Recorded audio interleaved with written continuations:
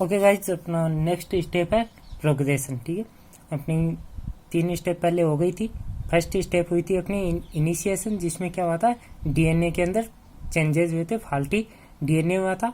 Second step अपनी आई थी promotion, जिसके अंदर क्या हुआ था कि जो आपके फाल्टी डीएनए की जो सेल बनी थी वो अपने नंबर में बढ़ी थी, संख्या के अंदर बढ़ी थी, जिसको अपन ने बोला था प्रोलिफरेशन। ठीक है, थर्ड स्टेप में हुआ था अपना ट्रांसफॉर्मेशन, जिसमें क्या होता है कि जो आपकी फाल्टी डीएनए की जो सेल्स थी वो कैंसर सेल के अंदर चेंजेस हुई थी और ट्यूमर बनाई थी।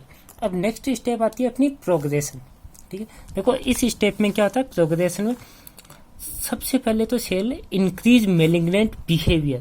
ठीक है, ये वाला पॉइंट है। अपना जो बिहेवियर है वो मेलिग्नेंसी का जो बिहेवियर था, अपन लोगों ने शुरू में पढ़ा था difference between the benign and malignant. तो जो मेलिग्नेंट का जो बिहेव था उसको बढ़ाएगी। फर्स्ट जो बिहेव बढ़ाएगी, फॉर एग्जांपल जैसे फर्स्ट बिहेव है इनवर्ड एंड मेटासाइज साउंडिंग टिश्यू। तो अपने आसपास के टिश्यू है उनके अंदर फैलना स्टार्ट करेगी। ठीक, आसपास के टिश्यू के अंदर फैलना स्टार्ट करेगी, जबकि बिनाइन ऐसा नहीं करती।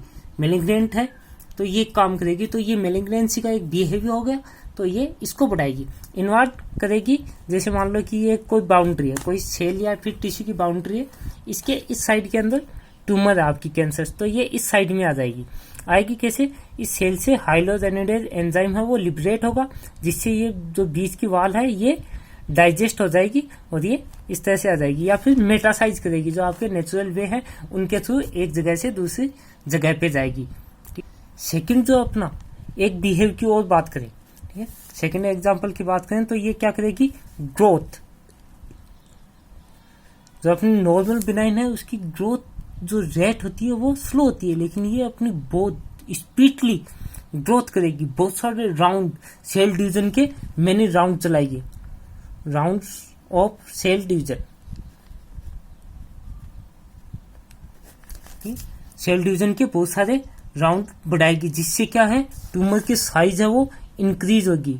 इंक्रीज साइज, अपनी साइज को बहुत ही रैपिडली बढ़ाएगी। इस टाइम पे सेल के अंदर और भी बहुत सारे म्यूटेशन हो सकते हैं। ठीक है, और फर्दर इसके अंदर म्यूटेशन, क्योंकि म्यूटेशन भी आपके मेलिग्नेंट में होता है, बिनाइन में नहीं होता, तो फिर से म्यूटेशन हो सकता है, जिससे क्या होगा, इंक्रीज हिटेरोजिनेसिटी।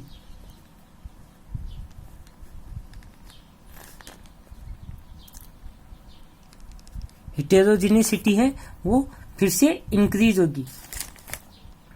अब ये जो ट्यूमर आप ग्रोथ कर रही है, ठीक है, तो ग्रोथ करते टाइम पे इसको और ज्यादा फर्दर न्यूट्रिशन की जरूरत होगी, ब्लड सप्लाई, ऑक्सीजन सप्लाई, इनकी बहुत ज्यादा जरूरत होगी। देखो जब ट्यूमर की साइज है वो छोटी होती है, ठीक है, उस टाइम पे तो क्या होगा, जो आपकी न्यूट्रिशन और जो आपकी ऑक्सीजन सप्लाई वो आएगी डिफ्यूजन से।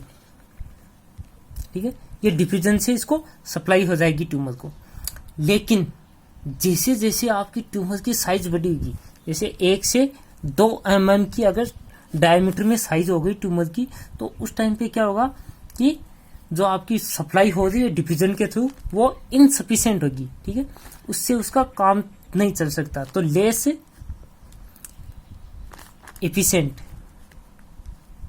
इफिशिएंट सप्लाई होगी, जिसकी वजह से क्या होगा, नेक्रोसिस कोज होगा। पढ़ा है आपने, पहले पढ़ा है पैथोलॉजी में, अगर ब्लड सप्लाई कम हो तो नेक्रोसिस कोज करेगा, सेल क्या होगी, डाई होगी। ठीक है, सेल डेथ होनी स्टार्ट हो जाएगी। अगर ब्लड सप्लाई नहीं होगी तो ऑक्सीजन सप्लाई नहीं होगी, न्यूट्रिशन सप्लाई नहीं होगी, तो उस टाइम पे क्या होगा कि सेल है वो डाई होना स्टार्ट कर देगी। अब डाई होना स्टार्ट कर देगी अगर ऐसी सप्लाई होगी, तो अपन लोगों ने पैथोलॉजी में पहले पढ़ा है, सेल क्या करती है, फिर सर्वाइव करने की कोशिश करती है। ठीक है, काउंटरएक्ट करती है, जैसे अपन लोगों ने पैथोलॉजी में पढ़ा था सेलुलर अडेप्शन। ठीक है, तो यहाँ पर भी क्या करेगी, डिफेंस मैकेनिज्म अप्लाई करेगी। मरना कोई नहीं चाहता, तो सेल भी मरना नहीं चाहती, जबकि सप्लाई उसको डिफ्यूजन से कम हो रही है, तो उसके लिए सफिशिएंट नहीं है, तो सेल क्या करेगी, काउंटर एक्ट करेगी। अब काउंटर एक्ट में क्या करेगी, एक फैक्टर बनाना स्टार्ट करेगी, जिसको बोलते हैं TAF। ठीक है, टी का tumour, angiogenesis, angiogenesis factor, TAF liberate करना स्टार्ट करेगी। अब ये फैक्टर क्या करता है कि नई ब्लड वेसल्स को बनाने में हेल्प करता है। ठीक है, इस फैक्टर की मदद से न्यू ब्लड वेसल्स फॉर्मेशन होगा। ठीक है, नई ब्लड वेसल्स बनेंगी जो उस ट्यूमर से ब्रांच निकलेंगी। जैसे ये ट्यूमर है, यहां से ब्रांच निकलेंगी इस तरह से ब्लड वेसल्स की, जो सराउंडिंग टिश्यू में जाएंगी और वहां से फिर ये ब्लड सप्लाई लेना स्टार्ट कर देगी। और इस प्रोसेस को बोलते हैं, जो न्यू ब्लड वेसल्स फॉर्मेशन की जो प्रोसेस होती है, इसको बोलते हैं एंजियोजेनेसिस। एंजियोजेनेसिस ये भी एक डिफरेंस है, शायद लिखाया नहीं होगा मैंने, डिफरेंस बताया नहीं होगा तो लिख लेना या फिर ध्यान रख लेना।